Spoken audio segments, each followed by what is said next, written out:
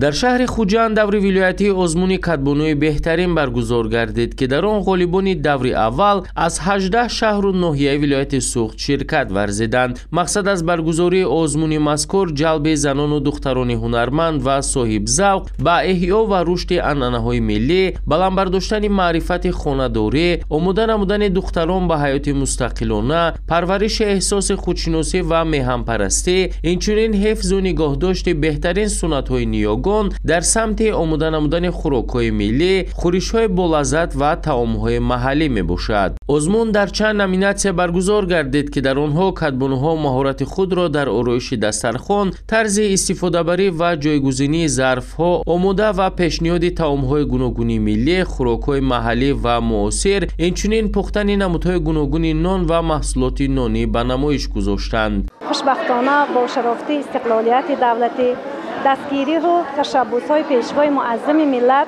پی سالهای آخر عنعنه‌های ملی، سنت‌های نیاگان ما، فرهنگ ملی ما دوباره احیا گردیده است. کدبانوهای مسجح با پختن نان‌های گوناگون خود خیلی مشهور هستند و طعام‌های قدیمه و امروز ما کدبانوهای مسجح در اینجا زیاده از 20 نمود نان‌ها را پیشنهاد نمودند.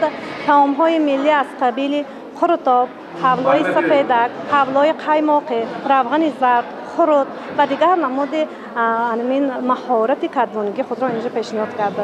معاون رئیس ولایت سوخت زینور عظیمی و هیئت حکمان آزمون مهارت اشتراکچیان را بلند ارزیابی نموده تاکید داشتند که برگزاری چنین چرابینی‌ها برای حفظ میراث فرهنگی و تحکیم سنت‌های ملی تاجیکان نقشی مهم می‌بازد. در انجام آزمون بهترین کدبانوها با دیپلم و تحفه‌های خاطروی مقامات اجرایی حکومت دولتی ولایت سوخت قدردانی شدند.